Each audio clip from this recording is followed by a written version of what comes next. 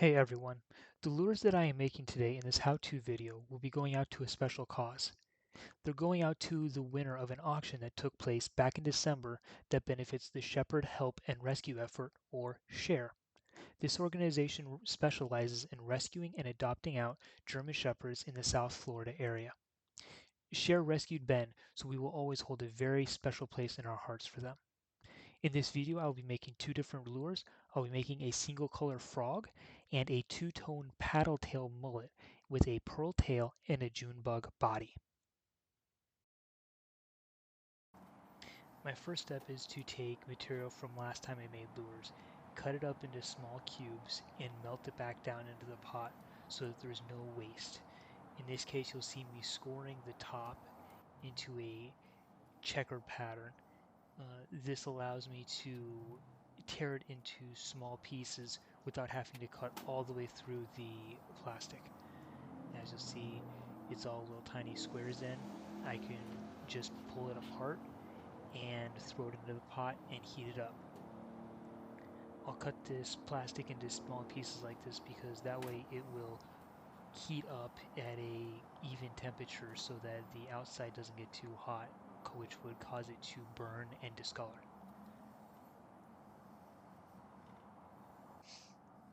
This does tend to take a long time, however, I found that this results with the best quality, so spending a little bit extra time here really does make it worth it in the end.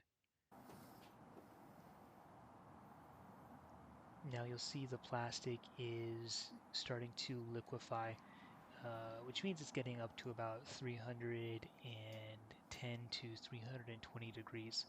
Um, this is not something that just anybody should do. It takes a lot of patience and it takes a lot of attention to detail because you can really hurt yourself really bad with materials this hot. There's many different types of molds that a angler can use when they're creating these soft plastics. In this case, the mold that I'm holding right there is a stone mold. I am putting the tail for the pearl tail in that mold itself so that when I cast the June bug color, the molten plastic will adhere to the white tail and create one piece. I'll do a separate video later on with how I do these two-part lures in a little bit more detail because there's a couple of different tricks that I've learned along the way. The silicone mold here is my frog mold. In order to keep tension on it so that the two halves stay together and I don't have any overflow, what I'm going to do is I'm just going to take a metal mold that I have that weighs a little bit and I'm just going to put it right on top. That will keep enough pressure to keep the two halves together.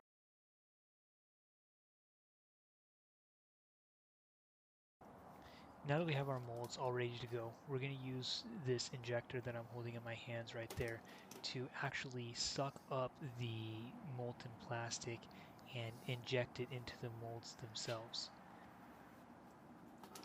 It's taken me a long time to get the feel right so that I can tell when a lure is being cast right or when something is missing, whether it's the temperature or the pressure.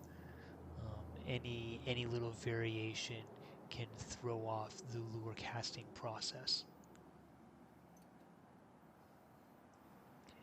Now that I filled up the paddle tail mold with the plastic, I'm going to go ahead and refill my injector and cast the frog mold at the same time. This way I can let both of them cool down at the same time.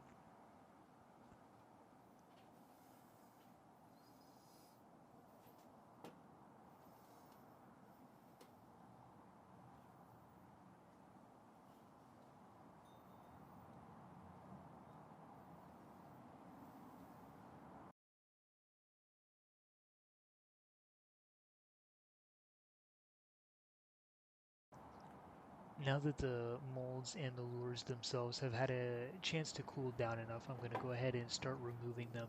However, I still need to be very careful because until they completely come back to room temperature, they'll still be very pliable and can deform very easily.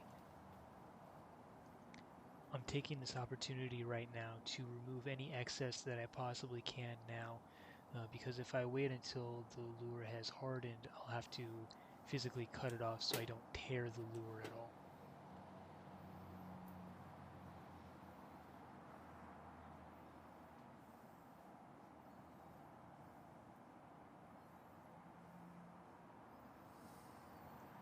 I'm always very careful to open the mold up as gingerly as possible so that I don't damage the lure on the inside.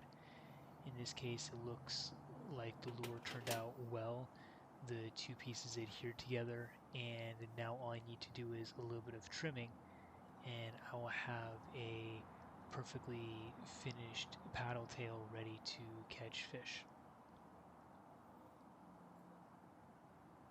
And here's an example of me just tearing off the excess while it's cooling down. Otherwise, I would have to get a pair of scissors out and physically cut it off.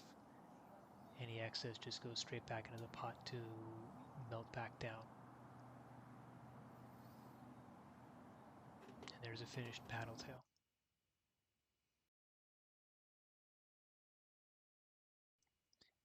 Please visit my Etsy shop so that you can purchase your own custom Brackish Angler lures. Thanks for watching, everybody.